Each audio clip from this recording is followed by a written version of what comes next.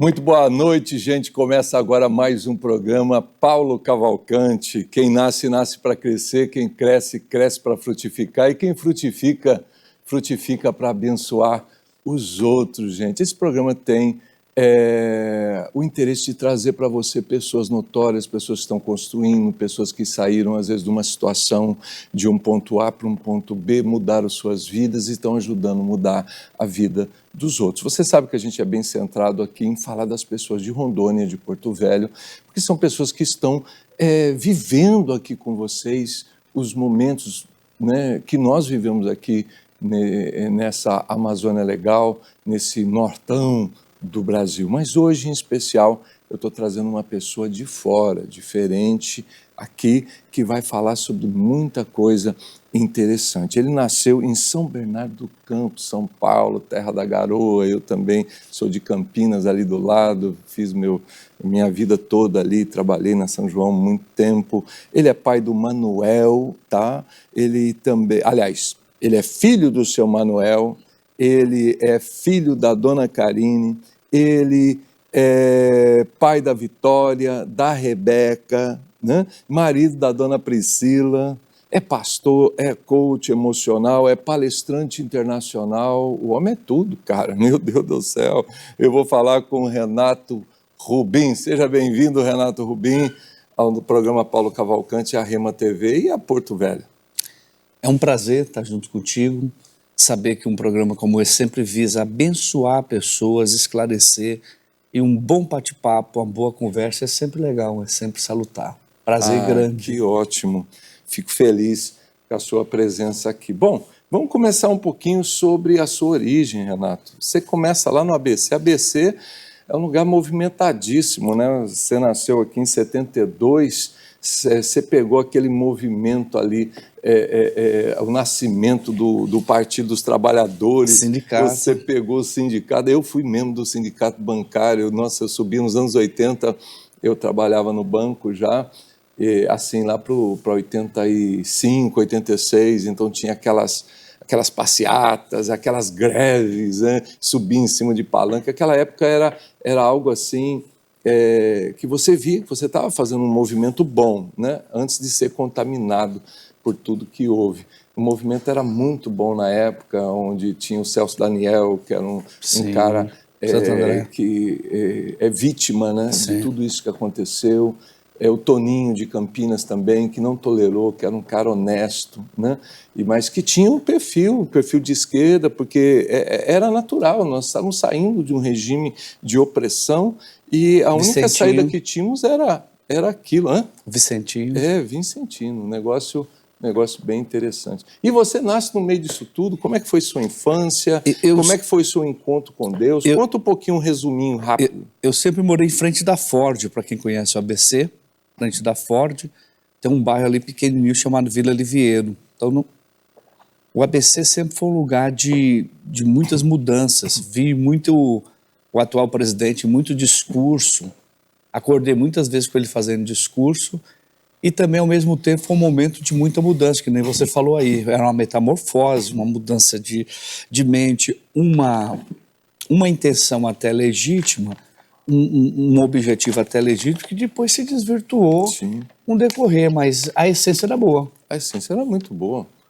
O povo ter uma condição financeira melhor, as pessoas elas terem uma vida melhor, menos opressão, né? Mais direitos, não era nada ruim. Né? Para quem não entende, quando você está perto de uma montadora, no caso do ABC, quilômetro 12 da Anchieta, você tem ali, ó, Ford, Volks, Mercedes, Scania e as demais. Uma montadora, você sabe muito bem, que ela abre porta para muitas outras, ela gera uma infinidade de empregos. Terceirizadoras. Né? Desenvolvimento. Então o ABC é um lugar privilegiado, uma grande renda per capita, uma cidade ainda muito... continua, porque mudou muito para São José dos Campos, está indo muita coisa para a Bahia, né? Não, ainda mudou continua. Um pouco, mas a Ford não está mais lá. Não está mais lá. A Ford já não está. A caminhonete está sendo feita onde agora? Não, diz que estão sendo montada ou fora no Taubaté. Em Taubaté, está em São José dos Campos, né, ali para aquela região. No Vale do Taubaté. Paraíba. Vale do Que eu Paraíba. estudei em Pinda, né? Eu sou ex-aluno de Pindamonhangaba, Instituto Bíblico Assembleia de Deus, 94 a 97. Fiquei 4 anos lá interno. Então, mas o ABC hoje é um lugar ainda muito próspero, muito abençoado. As cidades do ABC parece estar na Europa. Sim. Para quem conhece, assim. Enfim, só as mudanças. São Caetano do Sul, eu ia muito a São Caetano do Sul ali, é muito linda, né? São Caetano considerado uma cidade fantástica, né? Fantástico. Mas tu nasce ali, começa a estudar, a sua família era já de origem evangélica ou você teve um encontro especial com Deus? Rapaz, na verdade, a minha mãe era tão católica que os católicos chamavam ela de católica, tão católica ela era, muito fechada mesmo. E eu tive um problema, até ontem almoçando com o Zezinho, a gente conversando, ele falou, como é que me converti com 12 anos, que eu tive um problema de um câncer na garganta. Eu tinha 2 cicatrizes aqui, uma no peito e uma aqui. Operei, para quem conhece São Paulo, operei no Hospital Matarazzo. A minha primeira cirurgia teve 18 doadores de sangue, tal. Depois operei, voltou. Fiz a segunda cirurgia do Dr. Isa ali na Bom Pastor, perto do Museu do Ipiranga. Aí através disso me converti, porque eu fui desenganado. Aí através disso conheci Jesus, minha família converteu, também me converti. Então eu tive uma experiência através do sobrenatural. Como é que foi esse sobrenatural? O pessoal levou o senhor na igreja? Alguém foi lá visitar? Como é que foi? A Assembleia de Deus tinha um negócio interessante, né? Quando você aceitava Jesus, tinha os cultos em casa, aqueles cultos familiares. Tinha uma irmã chamada Irmã Angelina, que ela tinha vindo a Deus é Amor, e ela nos ensinou a ler a Bíblia, a orar e jejuar. Interessante isso. E ela começou uma campanha de oração. E veio um pastor do interior, de Sorocaba. Pastor muito simples, vamos pedir a Deus uma palavra. Mês de julho, frio, nós estávamos numa sala de oração. E quando ele falou assim, vamos pedir a Deus uma palavra, ele falou assim, esse menino está enfermo, apontou para mim. Aí a irmã Angelina perguntou para ele, mas por que você perguntou se ele está enfermo? Ela falou, porque eu vi uma mão branca tocando na garganta dele, como fogo que pega em milho, eu até abri os olhos para ver o que está acontecendo. E naquela hora Jesus me curou. Sem nada, sem oração, sem nada. Só a presença do pastor ali. Ele pediu a Deus uma palavra, orou para pedir a Deus uma palavra. E aí eu tive uma experiência sobrenatural, Deus me curou, foi um processo, e desde então começamos a caminhar. E aí já em 94 fui para o seminário, fiquei 4 anos interno, depois saí, fiz mestrado na Metodista, que é o MESP, ali em Rio de Ramos, e começamos a nossa caminhada. Fiquei depois 5 anos na Europa, mais 11 na América, e estou há 30 anos a tempo integral, pregando, ensinando, escrevendo. 11 anos na América. Fiquei 11 anos. Bom, ali o senhor começa a sua vida cristã, começa a desenvolver, as coisas começam a andar, se envolve no grupo de jovens, com certeza. Sim, eu fui presidente de jovens, com 16 anos eu era presidente de jovens. Eu também fui com 16. Eu tive muito esse momento que você teve lá você teve na região de Taubaté. Em 94 eu pregava muito em Taubaté. Que legal. 94, então você conheceu 95. o pastor Ezequiel? Eu não me lembro do Ezequiel. Era da Assembleia. Eu pregava muito na Quadrangular, então era o Dilon, assim. Era depois o Benê. Mas essa época era o... Eu sempre ia lá. Peguei a época do Marinésio, a época do Manuel Ferreira, em Campinas, eu peguei essa turma toda. O Samuel Ferreira, ele tocava bateria no conjunto do Celeste, eu cantava.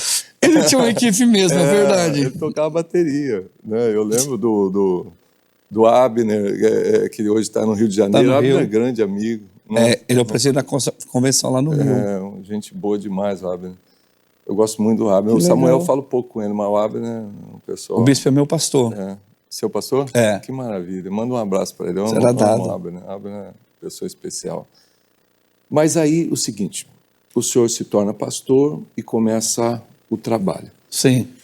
Claro, eu já sei como é que funciona isso, a questão do ministério. Você vai para uma congregação, depois você vai para uma missão, ou vai para cá, ou vai para lá, se torna, de repente, para sua notoriedade, seu trabalho, seu preparo, e a questão espiritual, que é muito importante também, o dom, te joga para a cabeça, você acaba sendo um presidente, uma coisa parecida, acaba assumindo a liderança de um campo, que é o bispo, né? O bispo é o líder do campo, que é determina. O superintendente, né? E você começa a desenvolver isso, e em que momento você foi para os Estados Unidos? Como é que foi isso?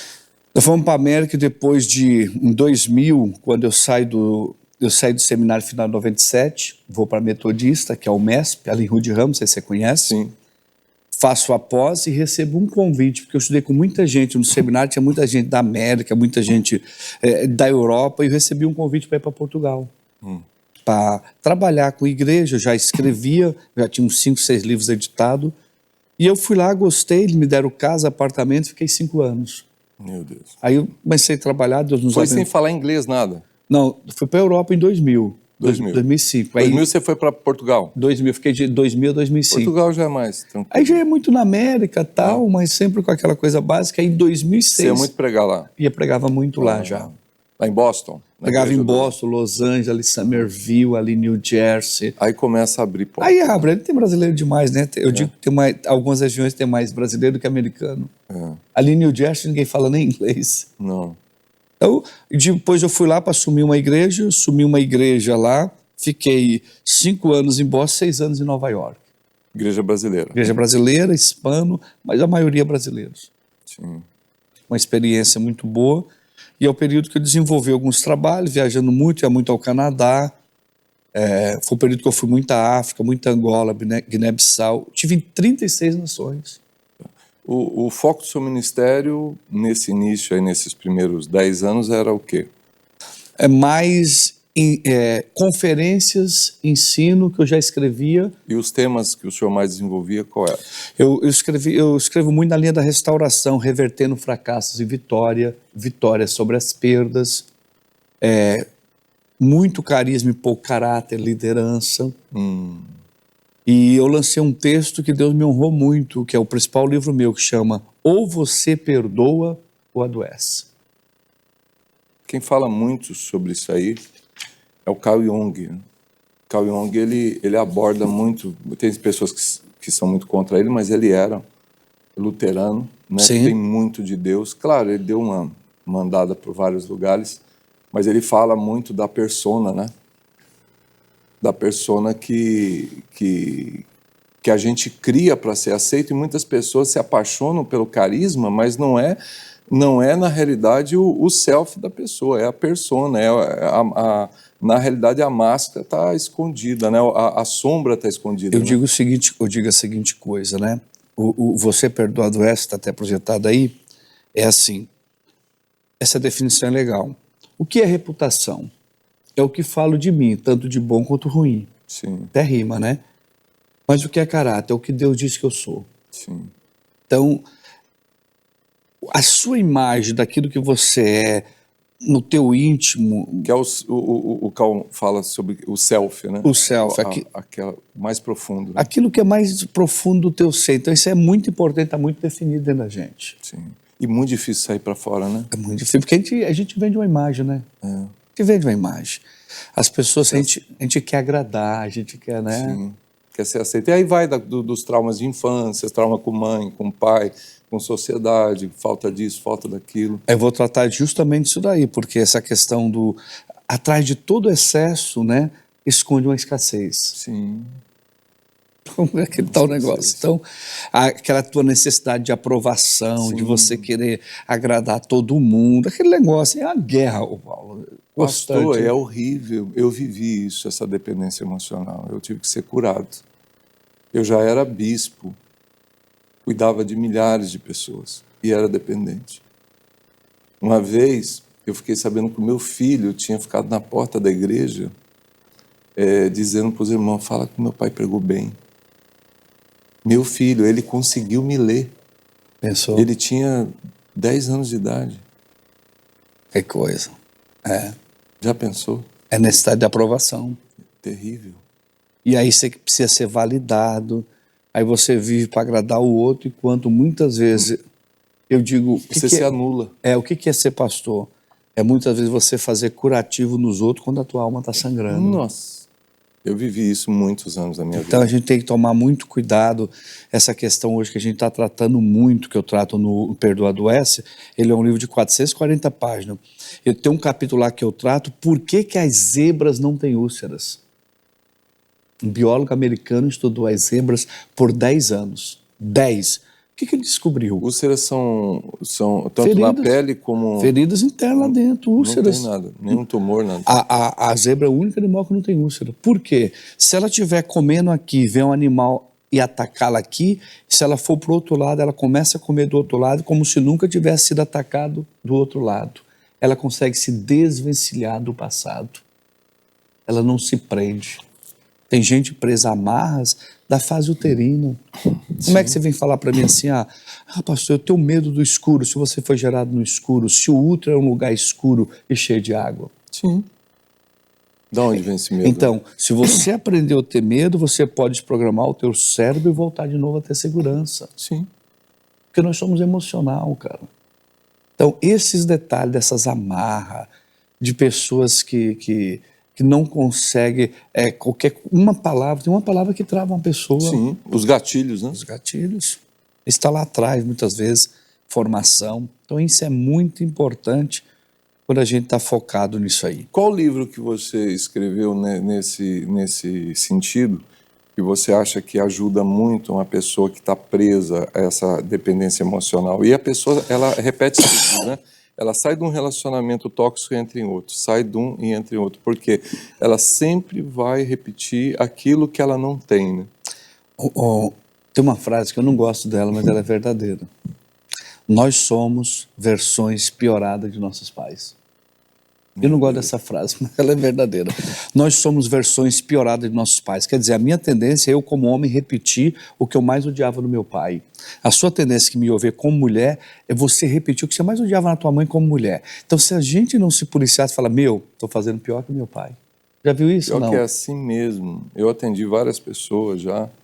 Você sabe como pastor você atende. Sim. Eu tenho também princípios de terapia. Então, você acaba cuidando de muita gente. E pessoas que, justamente aquilo que ela mais odeia na mãe, ela faz. É um padrão. Inconscientemente. É terrível. Então, esses detalhes, o que a gente vai... Você perguntou para mim qual é o texto mais importante. O Perdoa adoece, porque eu vou tratar de doenças psicossomáticas. Sim. Da gerada pelos traumas, porque tem muita gente aí, indo em médico, já tirou seio, já está todo dilacerado, mas o que apareceu no teu físico foi gerado na alma, Paulo. Sim. Gerado na alma. Claro.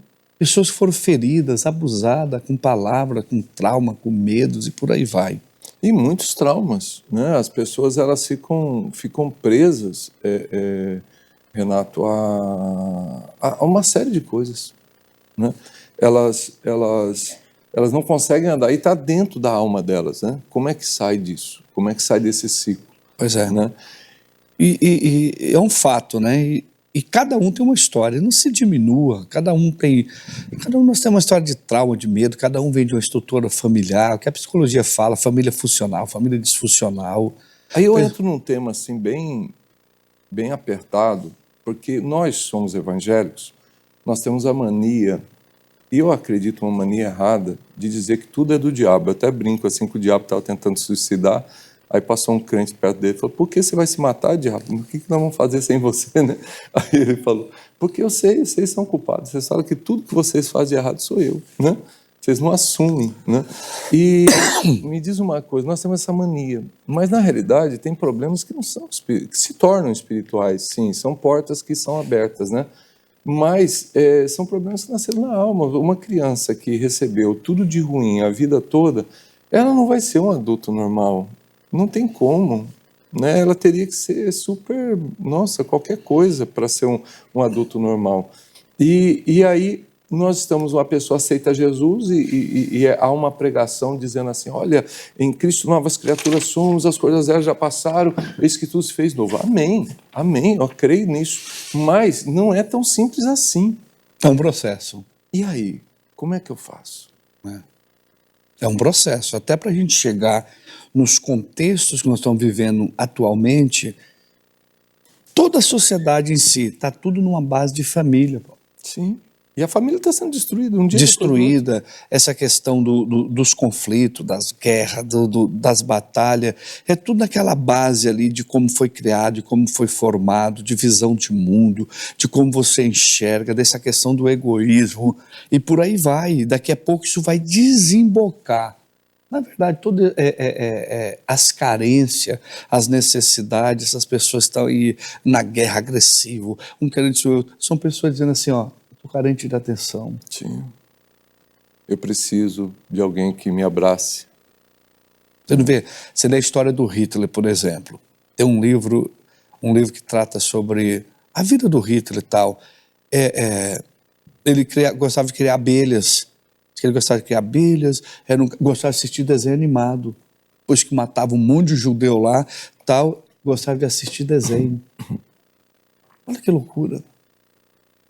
Você vê, se você estudar a história de muitos desses caras, desses líderes terríveis, sanguinários, eram homens carentes. Carentes. De um buraco, de um vazio, de um existencial muito grande das suas almas. E que acharam um nicho, né? Olha, você é um ditador, eu vou ser esse cara porque eu só aceito dessa forma. Perfeitamente, eu vou ser alguém. Eu vou ser alguém. Então, desse buraco, dessa fome, então está muito o teu eu. Se você estiver bem, legal com você, no teu emocional, nas tuas emoções, você vai descobrir que felicidade não depende de coisa, ela está dentro de você.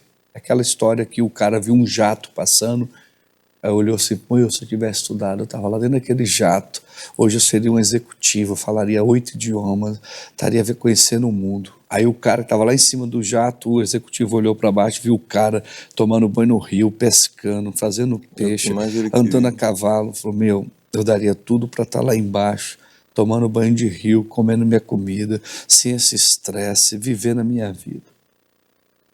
Que não vive a vida dele, né? Você vê. Então, é aquele tal negócio, nós seres humanos somos muito engraçados.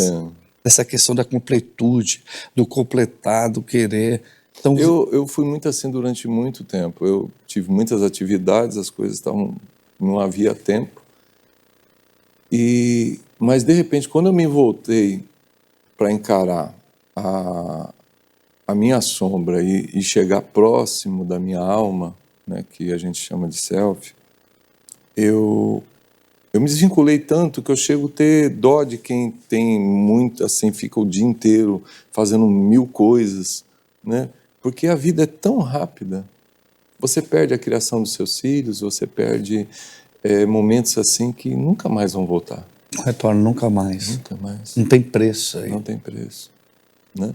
Mas o que o senhor falaria como essa questão tanto financeira como emocional, para mudar esse meu irmão, esse meu amigo, essa minha amiga que está assistindo agora, às vezes numa depressão, às vezes numa dependência, não deu certo, não está dando certo o casamento, já está no 3º, 4º, 5º, 6º relacionamento e não consegue realizar os seus sonhos, financeiramente vive devendo, numa situação difícil, uma angústia, nunca está feliz.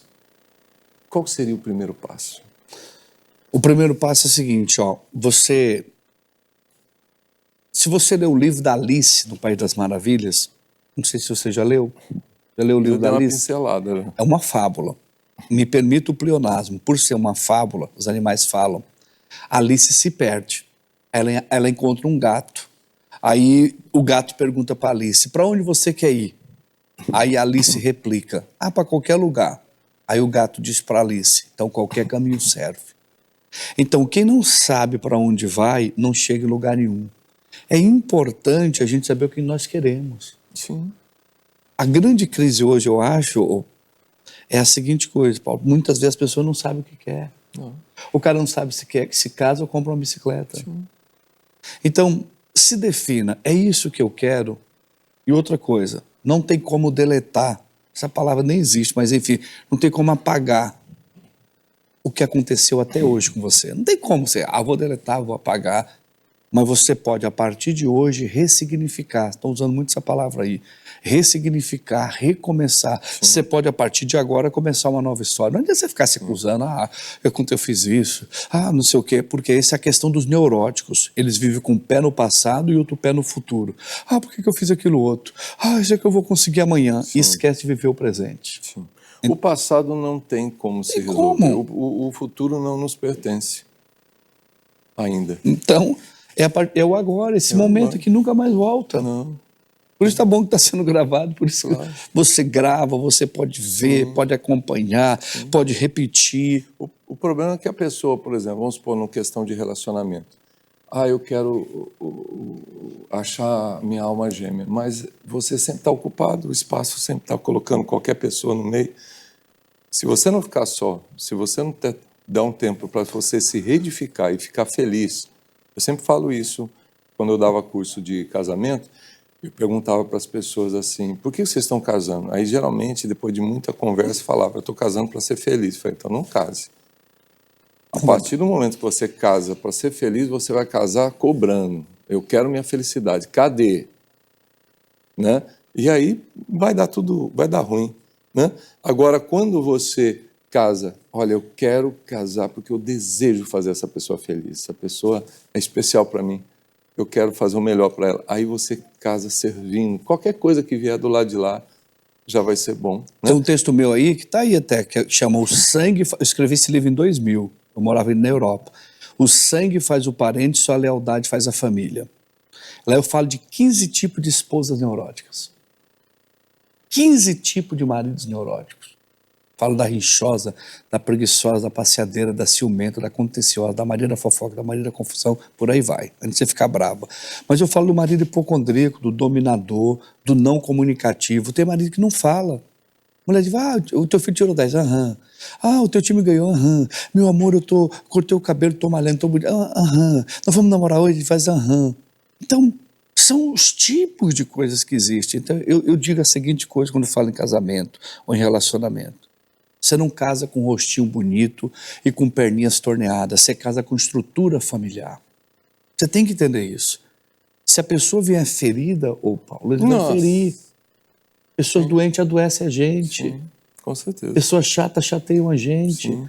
Tem mulheres que casaram, era cheia de vida, rapaz. É fantástico. Aí casou com um cara doente, dominador, narcisista, psicopata. Cara psicopata.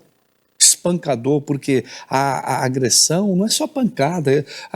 Com todo lógico que está errado, mas a emocional. Tem palavra que fere mais do que um soco. Sim. Machuca mais do que... Sim, ô louco. Então, hoje até a lei mudou, então pessoas doentes vão adoecer a gente. Dos dois lados, né? Tanto mulheres doentes. Dos dois lados. Sim.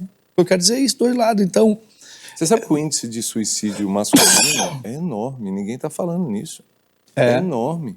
E a maior parte dos homens que se suicidam é porque não conseguem desenvolver a sua vida financeira, o seu sonho, e principalmente quando tem um trauma de amor ou de relacionamento e não entendem o que aconteceu e não conseguem sair daquele ciclo. E outra, quem se suicida não quer morrer, né? Não. Quer tirar a dor. Que não consegue mais administrar. Então isso aí a gente tem que bater muito em tecla. E outra, você falou da pergunta, passou, faça igual as zebras, tá vivo. É uma oração judaica. O judeu, ele acorda assim, ele diz, obrigado a Deus por mais um dia que tu me deste, e se tu devolveste o meu espírito e eu estou vivo, implica dizer que tu ainda tem plano, sonho para a minha vida, e se eu estou vivo, um milagre pode acontecer. Então entenda cada dia como um presente. Comece a desvencilhar de todas essas amarras, de todas essas coisas, seja feliz, minha amiga, meu amigo, seja feliz. Viva cada dia como se fosse o último. Procure pôr pessoas do teu lado que façam você rir. Porque não adianta pôr gente do nosso lado que só vem com acusação, com coisas ruins.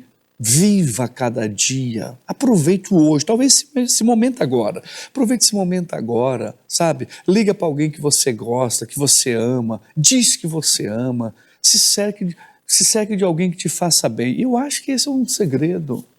Com certeza. Eu vivi muito isso na Covid. Eu tinha 178 quilos, pastor, e eu fiz uma cirurgia bariátrica. Foi um milagre de Deus.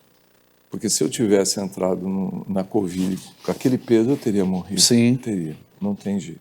Deus não quis, me preparou e tal. Mas eu lembro que a gente estava no estúdio, o nosso estúdio era lá onde é o jornalismo. Nossa TV era ali. E aí eu coloquei no ar esse programa, o programa News 5.1, que é um programa que faz uma audiência muito grande aqui, para falar da Covid. Foi o primeiro programa ao vivo que a gente fez. Eu, Zezinho, mais um pessoal. E de repente a gente pegou, todo mundo pegou, no estúdio. Eu quase morri também. Menino, eu fiquei 16 dias hospitalizado. E chegou uma hora que o ar não entrava mais, eu sozinho no quarto, sozinho. E eu lembro que eu fiquei assim na cama e eu puxava, ficava... Aí eu fiz uma oração a Deus, falei, Deus, agradeci, pedi para Deus proteger minha família, a igreja. Falei, Deus, só me dá força para eu fazer essa passagem de boa, tranquila, né? Me recebe. Interessante que naquele momento, no dia seguinte, eles me deram uma máquina lá que não precisou entubar e desintoxicou meu pulmão e eu consegui. Mas depois, essa palavra que você falou que você está repetindo muito, ressignificar, eu usei muito essa palavra, porque eu ressignifiquei minha vida. Claro, muitas coisas eu tive que mudar, ou algumas coisas boas, outras ruins, eu estou aprendendo ainda. Mas me deu uma coisa assim, dizer, cara, eu preciso ser eu. É difícil ser eu? É. Eu vou ter que aprender a ser eu? Vou. Vou perder muita coisa sendo eu? Vou. Mas vou ganhar eu mesmo. Né? E aí eu comecei a deixar essas mágoas para lá. É difícil. Vira e mexe, as pessoas te machucam. Aí você tem que saber que você machuca também, né? Dar aquela respirada, deixar o vitimismo de lado e prosseguir. Aí eu estava caindo em depressão um tempo atrás, aí recente. Comecei a andar de bicicleta. Comecei a fazer academia. Estou ainda aprendendo, né? Mas me fez um bem e não tem explicação. É fantástico daí, fantástico. Eu acho que essa é a palavra. Eu passei pelo Covid também, internei 54 dias, entubei 2 semanas, 94%. Todo mundo pensou que chegou a minha hora. E eu também pensei que tinha chegado. Eu fui até ministrar numa igreja, a irmã falou, pastor, você não morreu não? Você não... Eu falei, não, irmã, não morri, estou aqui.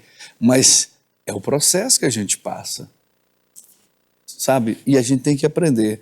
Presta atenção no que eu vou te falar, é muito importante isso aqui. Põe uma coisa só no seu coração. Se você estiver bem com você,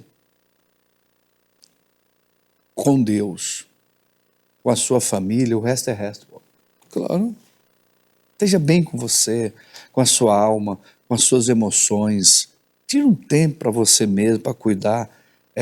As mágoas, esses traumas, são coisas que... A palavra amargura já vem de água parada, né? O sentido é de água parada, de água represada.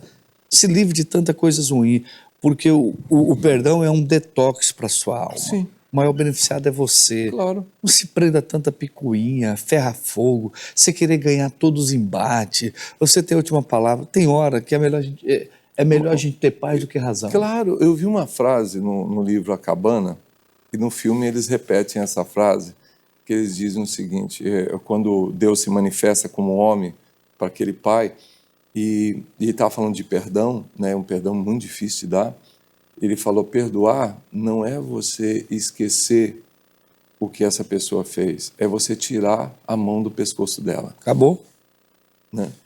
É lembrar sem sentir dor, eu concordo. É lembrar sem sentir dor, é você dizer, puxa, e quantas vezes às vezes eu mentalizo as pessoas, né, e começo a liberar perdão para elas, como se eu estivesse conversando com elas. Falo, eu entendo o que aconteceu, eu sei que você está sofrendo também, me perdoe, eu te perdoo. Isso faz um bem para a alma. Porque a mágoa te prende ao teu desafeto. Sim. Então, você começa a se vitimar e não tem jeito. Ó, todo dia você viaja com ela, você vai para a cama com ela, você toma banho com ela. Não, 24 horas. Enquanto você não começa a fazer esse procedimento de perdoar, sabe, de pontuar, de agradecer, Deus, eu estou vivo, eu vou prosseguir, a coisa não anda. Mas vamos falar um pouco dos seus livros, do momento que você tem quantos? 30? 50 livros, 50 completei agora. livros. O meu alvo era chegar com 50 anos. Gente, como é que se escreve com 50 livros, textos. Tenho 30 anos de ministério. Meu Deus do céu. 53 de idade, sou de 72. Tenho 30 anos de tempo integral. Então, depois que eu saí da academia, a gente começou a escrever. Eu escrevo muito na linha devocional, né? Sim. Muito nessa linha de relacionamento, liderança.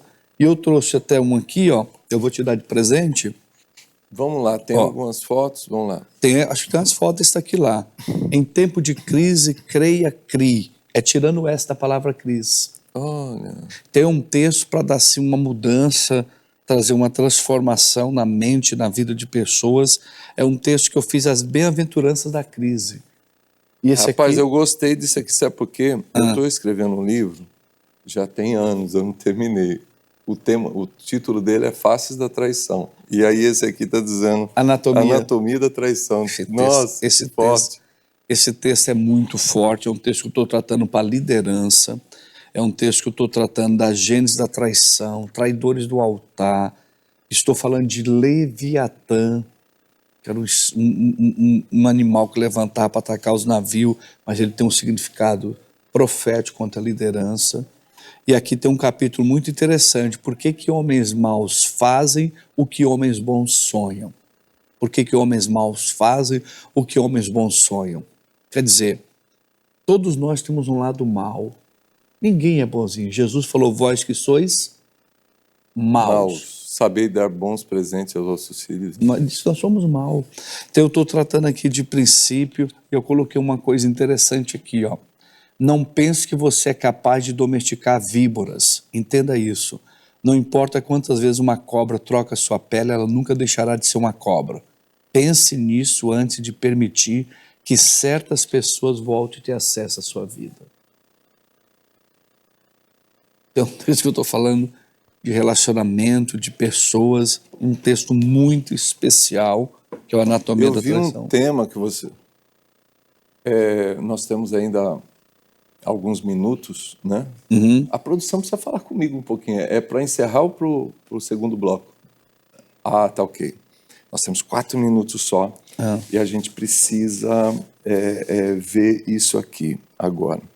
Esse tema desse livro ele fala sobre em tempo de crise, creia e crie, né? Muito bom isso aqui. Mas tem um que eu vi, um dos seus livros está dizendo sobre deserto, mentalidade de Desconstruir de a escravo. mentalidade de escravo.